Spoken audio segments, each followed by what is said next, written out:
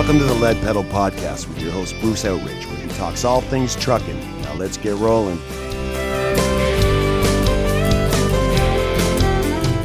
Hello, welcome to Lead Pedal Podcast. I'm your host, Bruce Outridge. This is episode number 1037, and we're going to share some of the hot topics we've been talking about over the last 30 days or so, just to catch you up. You've probably read about some of these. If you've been on our LPR Live, you've already heard about them, but we thought we would just share them with you today.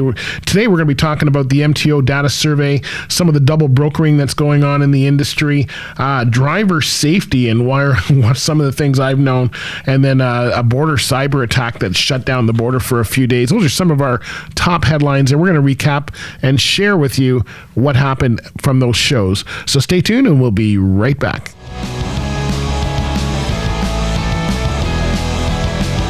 Hey folks, Bison Transport is looking for owner-operators, and if that is you, they want to talk to you. Here's what they can offer you as an independent owner-operator. Their goal is to help you grow and maximize your profits. You need a strategy to increase revenue while minimizing operational expenses. Bison's exclusive owner-operator program provides you with the benefits of a large fleet while running your independent operation. Look at things like their strong fuel discount. Bison has a dedicated fuel team who negotiate discounts for our owner-operators by working with our preferred suppliers. By leveraging their fleet of over 2,000 trucks, they have the buying power to ensure they receive one of the strongest fuel discounts in the business. Hey, how about free fuel advice?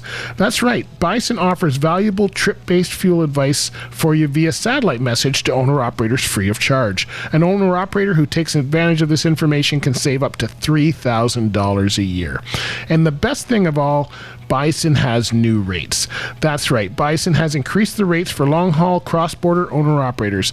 This includes a U.S. premium increase of 2 cents a U.S. mile, and that's not all. Bison has an additional premium for owner-operators who hold a valid Fast Card. Where can you find out more? Well, go to Bison Transport, and the best place to start is at fuelyourjourney.ca. Oh, by the way, tell them that the Lead Pedal Podcast sent you.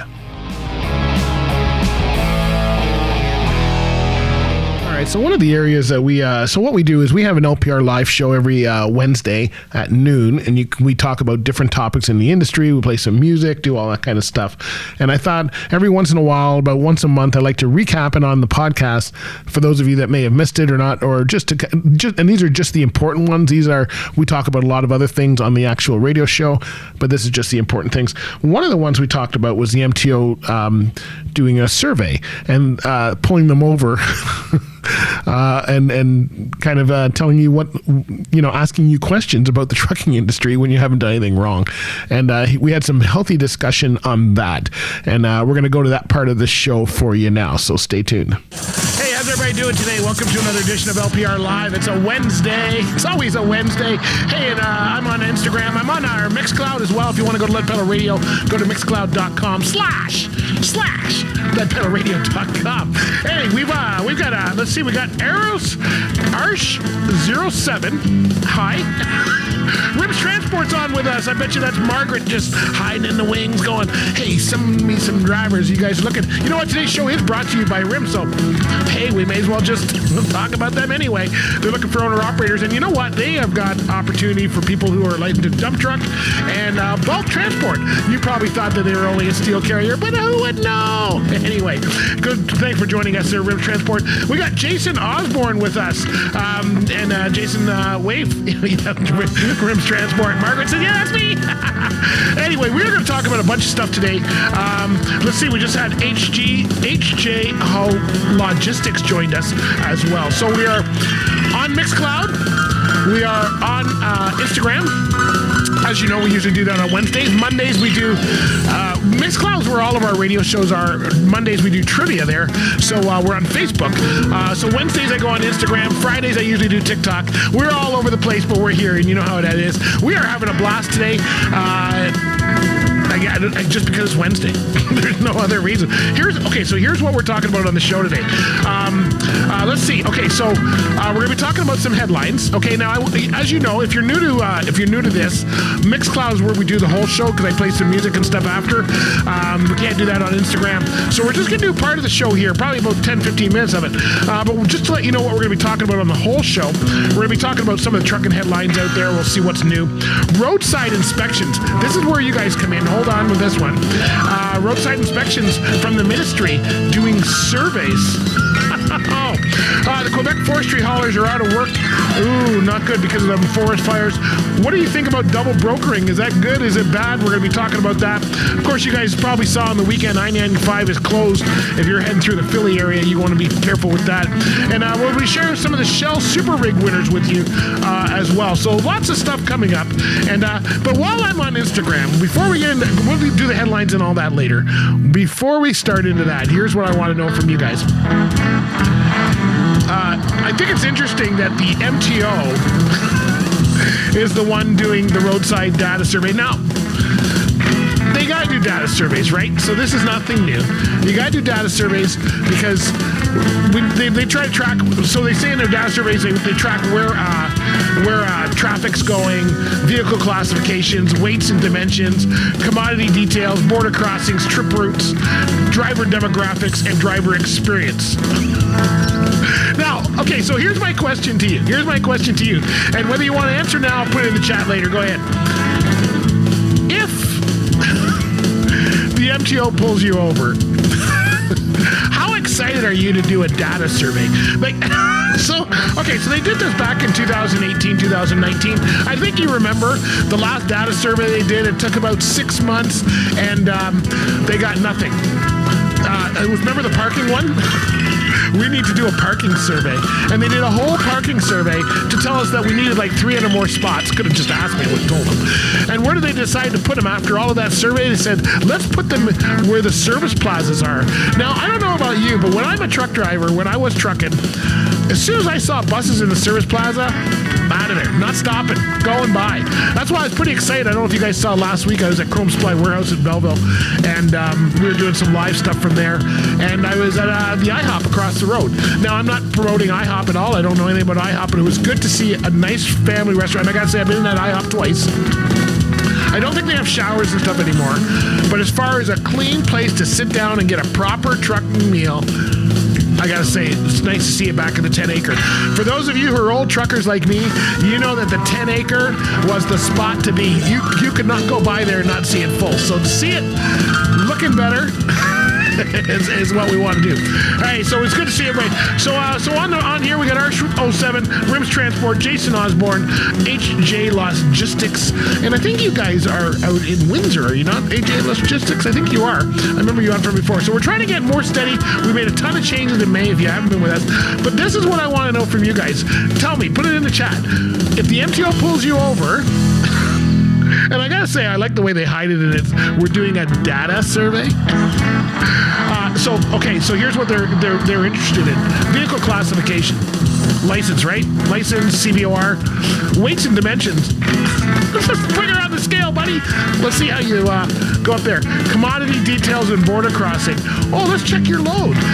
Trip route. Oh, are you on the right highway? Driver demographics. Oh, yeah. Let's check your license, see how old you are. And then driver experience. So how are you enjoying the data survey so far? That's what... Is it just me? Is it just me? What would you do? Would you? So, okay, let's assume they were not pulling you over for any other reason than to do a data survey. Would you be excited about it? I honestly don't think that the MTO are the people that should be doing data surveys. When MTO pulls anybody over, it's not for a data survey. It is to either give you a violation or something along that line, right? It's not necessarily a good deal. And I'm not all excited about, MTO guy, and trust me, I like the MTO. I got lots of friends that are MTO. No. What's your thoughts on that? That's what I want to know today. What is your thoughts on that for sure? Hey, Mr. Chuck Snow is here. Oh, Chuck Snow CEO. Chuck just joined us here on Instagram. If you guys haven't heard, just a couple weeks, last week I guess it was, Chuck's in Reno. He's probably back now, but he's in Reno hanging out with all the old historical trucks because he's got an old historical truck.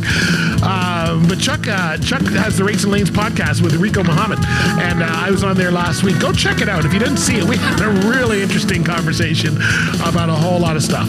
But our question for this is, if the MTO pulls you over to conduct a data survey with drivers, they could go to your company if they wanted. Yeah, it's more exciting when they show up at the company, right? Would you be comfortable filling it out? Would you be happy that they stopped you to do a data survey? I honestly think if the MTO or OPP are pulling me over, that unless it's like at a truck show or something like that, that's different when you're talking about that. And maybe that's where they should be doing the data surveys, not pulling people over the roadside. But they say that they use this information to collect and improve our understanding of movement of goods and truck to support transportation planning, highway safety, and police development as part of the MTO and they're also doing employment equity. I like how HJ Lastic says, no telling what they have up their sleeves. There's always a catch behind it. I'd be pissed. We got places to be. I agree. We all got places to be. And pulling me over for a non-violation to check out a data survey that only takes 15 minutes. That's 15 minutes of my time, which I did not say that they can have. I think it's... So they say, here's how they're going to do it. As part of the work MTO is doing employment, it is also collecting demographic data. So commercial trucks are selected at random. Ooh, doesn't that seem like kind of normal? From the stream of traffic by MTO. Okay, so you're driving along, you're in traffic, and the MTO waves you over. So now... and the enforcement officer says, would you participate in a voluntary survey? Yeah, right after I knock your block up. And then drivers who do not want to participate will be released immediately. So they pull you over, right? They drag a tractor trailer over to the side of the road, out of the stream of traffic, to ask if they want to do a survey. And if the driver says no, they're going to automatically release them. Do you really think this is how it's going to work? There is no mechanism to trace the driver to the collected survey data. Drivers will be provided an information card should they request one. And the ministry is worried about the safety of all participants, adherence to the survey methodology, and collecting data. Delays of commercial vehicle operators are kept to a minimum, and all participants in the same are treated with respect. Okay. Is it just me? I got nothing against the MTO or the OPP. You guys know that. I promote safety here, and we all need safe highways. And even when it's road check, they're doing their job. They're doing their job. But to pull me over for a survey, you know what? Send an email. Like, that's what I'm not doing a survey at the side of the road. And if you get pulled into a scale, to me, that's not the time to do a survey.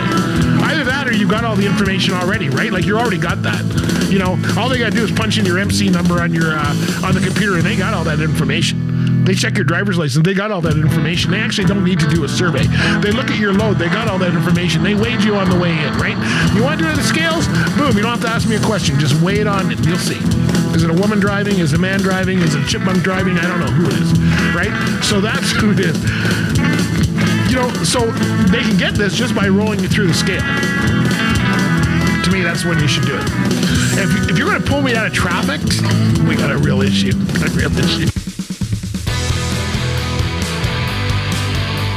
Hey folks, in today's economy, it's what you keep in your pocket that's important. And that means your taxes as well. And you know what? I want to tell you about RS2000 Tax Services. They specialize in the trucking industry. That's right. Whether you're an owner-operator, a carrier, a truck driver, it doesn't matter. They can help you because they understand the importance of you being on the road and the kind of things that you're going to come up against. And so they can help you. And I got to tell you, they are extremely proud of the service they provide because they provide it to most of Ontario. They're available 7 days a week, 12 months of the year. That's right. The people that are going to be dealing with you are going to be at your home, at your business, wherever you need them to come to, because they understand that you're traveling. You don't have time to go and drive somewhere else on a weekend. You've only got a certain amount of time to be with your family. So they come to you. You can ask them questions anytime at 1-800-304-3986. And they operate Monday to Friday, 8:30 a.m. to 5 p.m. Although they're consultants and accountants that deal with you, work with your schedule, so you will be available there. If you want to give them a call, again, tell them that the Lead Pedal Podcast sent you at 1-800-304-3986, or you can visit their website at rs2000tax.com. They're in Komoka, Ontario, but they don't want you to go there. That's why they come to you. Who can find Komoka? Anyway, we've been dealing with them for a while. They've been in business since 1994, and I can tell you, we've had them here on the podcast many times talking about their services, so you can go and listen to any of those episodes if you want to hear what they have to say. But they have been around for a long time. They specialize in trucking, and better off, they specialize in you. Give them a call at 1-800-304-3986 or visit them at rs2000tax.com. Make sure you tell them we sent you.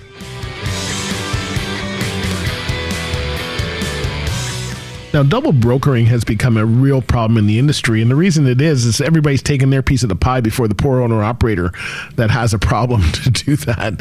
So we are going to share with you. So we discussed this. Mike McCarron brought this up in an article, and we discussed it on a couple of our shows, actually, and we had some listener feedback as well. So here's the episode we did on double brokering. All right. So let's get into some the truck brokering, shall we? This is going to be an interesting one as well. This one's from Mr. Mike McCarron on Truck News here. It says a freight recession can bring some new opportunities, but new markets, new services, and customers. But no one group is hustling harder right now than the scammers who use load parts to double broker freight. You know what? Speaking of scammers, those of you who've called me every hour this morning, you could stop at any time. I've told you I'm not interested. Get away.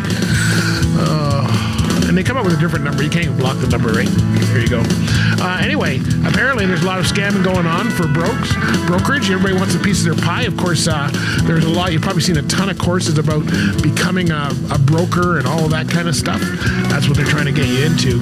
And so it's all about urgency, anonymity, and one-off nature of spot market transactions to steal identities, money, freight, and reputation. Spot market is not where you want to build your long-term business. Great for getting home, something like that, but that's about it, right? Truck Stop, which is we've had Truck Stop on before on the podcast. Just actually, I think last month they were on, and they told the Wall Street that reports of fraud on its network jumped 400%, 400% in the fourth quarter of 2022 compared to the same period in 2021. Lots of new brokers. That's what they're saying. Anyway, everybody's trying to get their piece of the pie, and of course, the truck driver's not getting nothing. Not getting nothing. You know, that's the problem, right? We're the ones doing all the work, but we're not getting nothing. And most common form of double brokering is when one party accepts a load and then brokers it to another carrier without permission. Oh, no. And you know why people do this? They do this in all kinds of industries too, not just trucking. But they do that because somebody comes along with more money and they think they can make more money there. Folks, you got to have some kind of integrity. That's what I'm trying to say. You gotta have some integrity to this. Many carriers and crooks are masquerading as carriers, get a broker to tender them a shipment, absurdly low rate. Once secured, they resell the load to another carrier at a higher rate. There you go. And it's a low-dollar crime that not always reported and even detected, and at scale, double brokers can make a fortune. So all these brokers are going around, yeah, we're billionaires. Be a little cautious, all right? So they take a double broker takes a payment from the original broker and disappears. The carrier probably won't get paid. In the worst case scenario, the scammer will reroute the load and steal it, dragging everyone into a legal quagmire. Crooks are smart, resilient, prolific, and often located overseas. The risk of prosecution is small. Getting busted and banned from load board is a cost of doing business. They can shut down and open up under a new alias in the blink of an eye. This happens to all of us. All right. So, what does Mike say you should do? Follow your dispatcher instincts. So most carriers have a brokerage division, are exposed to double brokering, so they know about it. Dispatchers are the first line of defense. Educate your dispatchers on the kind of freight, the kind of companies, all that they want to work with. And if you're a driver or an owner-operator, be that kind of company, right? That's what you want to know. And then watch out for big high rates from an unknown broker. When business is slow, there's a good chance brokerage making more for the wrong reasons. And many dispatchers who have the patience to hunt down good paying freight or low crazy rates. That's why you should take the onboarding of a new partner's freight out of your dispatcher's hands and do it right. Tighten your security. Keep your eyes in the sky.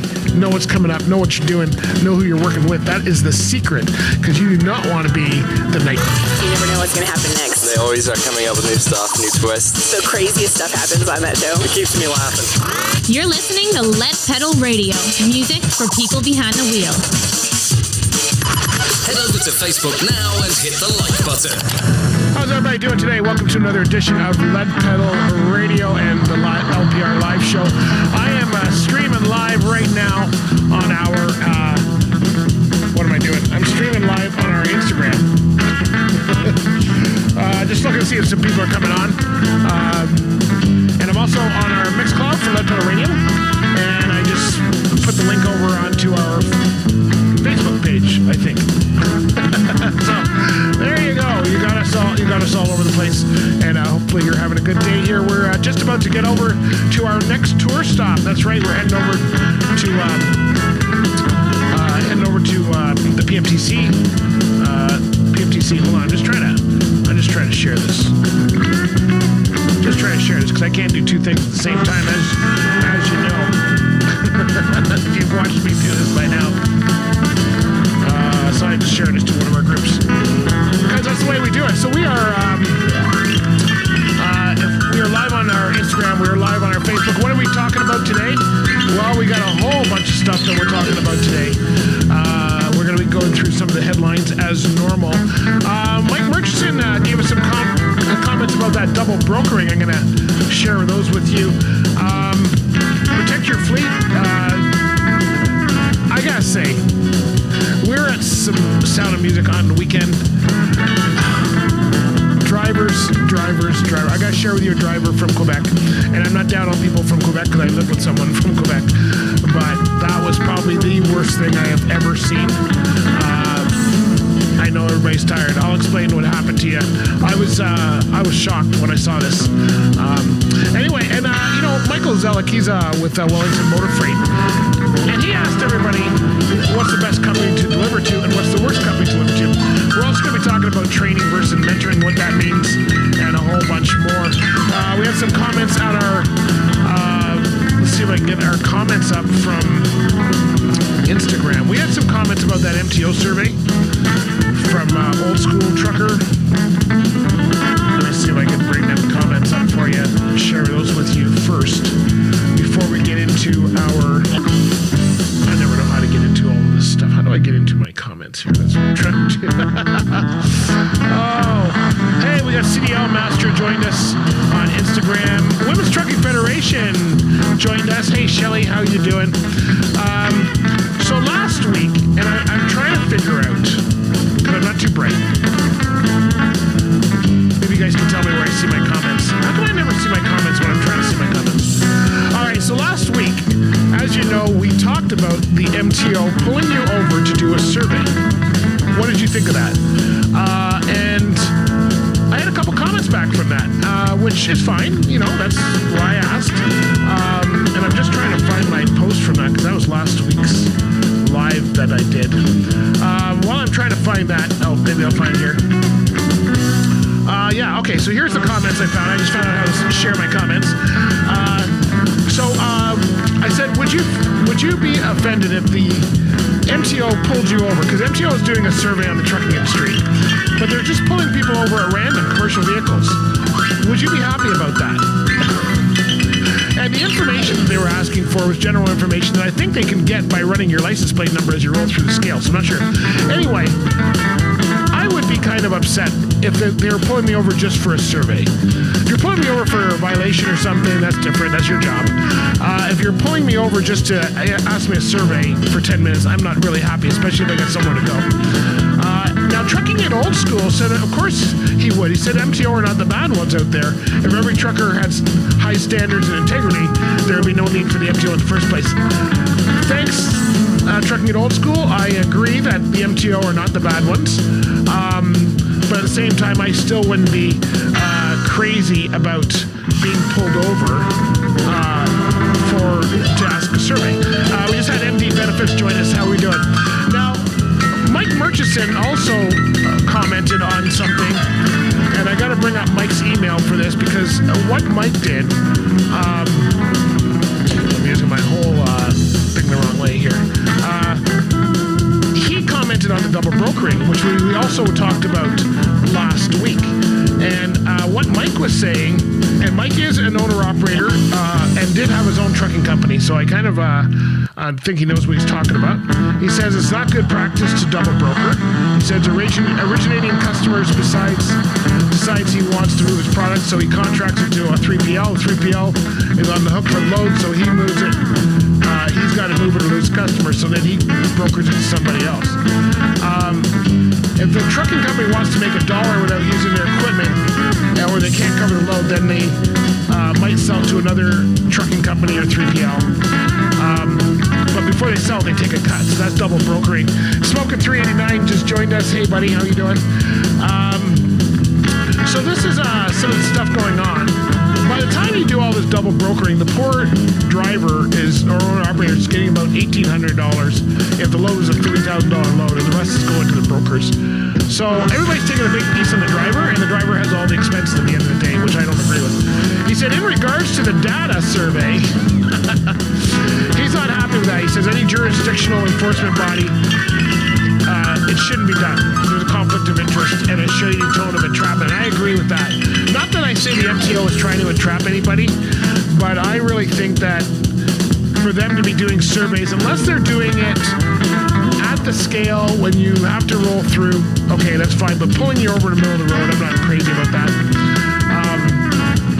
So he says it's a way of maybe them getting to stay there. I don't know. So those are the two comments that we had. Mike wrote a big letter on both of those. He listened to the whole show. And then, of course, Trucking It Old School follows us on Instagram. Thank you to both of you for your comments. Really great to see you do that. Okay, so let's see what else we got talking about today. I got to tell you about this driver I saw. So in Burlington here, at the Sound of Music Festival on the weekend, Friday night, I don't know what happened on the highway, but people were coming through town. Now, they normally have that blocked off. This particular Friday night, they decided not to do that. They only closed the road on Brant Street on the Saturday and Sunday. So Friday night, my lovely wife and I are sitting in one of the bars along Brant Street having a beer. Just watching traffic, and I've never seen so many trucks come down Brant Street, because usually guys just avoid that. It's a tight corner at the end on the lake shore. Nobody likes doing it. And but there was probably 4 or 5 tractor trailers. This one guy, now I know the company, they're out of Quebec, and all I'm going to say is that they have blue and yellow trucks. I couldn't believe my eyes. So this driver's sitting in traffic. He has a Quebec plate. I'm just going to leave it at that. He's sitting in traffic. And I'm just going to say he's a new driver, but I don't even know how to say that. I'm not going to say anymore. Let's just say he's a new driver. Young driver, probably a better way to say it. I won't say his culture, but I'll just leave it at that. Anyway, he got tired waiting in traffic. So it's single lane each way on Brant Street. The northbound lane is fairly free. People can come up, down, but at the end of the block where he's on the southbound lanes. They're inching down. There's a light there. It's Sound of Music. That's right where everybody crosses to go into the park for Sound of Music. So there's a lot of pedestrian traffic. This driver got out of his lane, went in the southbound lanes, past everybody that was waiting. He probably had about, I'm going to say, 10 vehicles ahead of him that were waiting to turn right at that light. He went, I couldn't believe he did it. He went in the southbound lane, so he's in the wrong lane driving. He bypassed And when he got to the intersection, he just made the right. And then he got stopped. He had to stop because he would have taken out like the first couple cars. They were already in the right. So he used what would have been the left turn lane to turn right.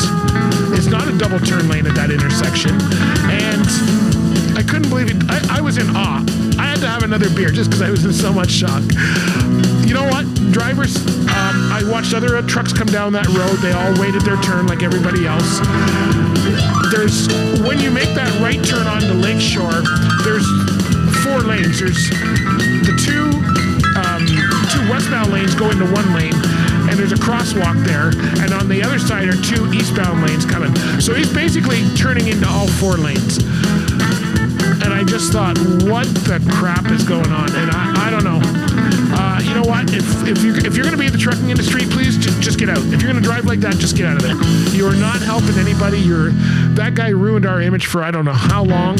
I was so upset. I actually want to call the company. I didn't have truck number or nothing.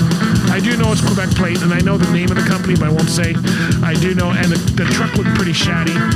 Just because you're tired of waiting doesn't give you the right to go in the wrong lanes and go around people. I thought that was really, really bad. And I know many of you here, Shelley included on WTFC, CDL Master, all of you, Smoking 389 probably agree. That is not a professional truck driver. So I'm going to leave it at that. I wanted to tell everybody, if that's how you're going to drive, this is what people are seeing, and this is why we're having more accidents in this industry. Everybody's impatient. This is not how you deal with it, right? So... Hey folks, have you heard about Driver Check and the services they offer? They have amazing services specifically for the transportation industry, along with many other industries. They have alcohol and drug testing, occupational health services, hearing protection, fit testing, and a whole lot more. They are a leader in how to handle cannabis in the workplace and also how to handle COVID in the workplace. And you do not want to miss their great event that they have each year, the annual Fitness for Duty Summit. So where can you learn more? Where can you get information in order to keep your workplace safe? Well, go to drivercheck.ca. And when you go there, if you meet the team, please let them know that the Lead Pedal Podcast sent you. Thanks very much, and we'll see you later. All right, so there you go. There's some of the topics that we've talked about over the last 30 days or so on LPR Live. We urge you to join us Wednesdays at noon. You can hear a new show, and we're usually live. We do live. I move it around, so usually on Wednesdays, you can hear us on our Lead Pedal Radio Mixcloud account. You can also, we're usually live on Instagram for a little bit, and you can always join the show whenever you want on Facebook. So we've got it there, so just whenever you're with us, feel free to join in. If you missed the shows, you can always go to Lead Pedal Radio and listen to the full show as well. So I've just taken out some of the hot topics we had. The best thing to do is to just follow us on our social. We're on Instagram, Facebook, Twitter, TikTok, and LinkedIn. You can find us there. We may be on Threads in the future. Of course, don't forget our YouTube channel with videos on all of this stuff. All right, my friends, talk to you later. Bye for now. Be good out there and be safe. Probably the biggest thing. Thanks very much. This has been another episode of the Lead Pedal Podcast. For more information or to subscribe to the podcast, visit theleadpedalpodcast.com and be sure to follow the podcast on Facebook and Twitter.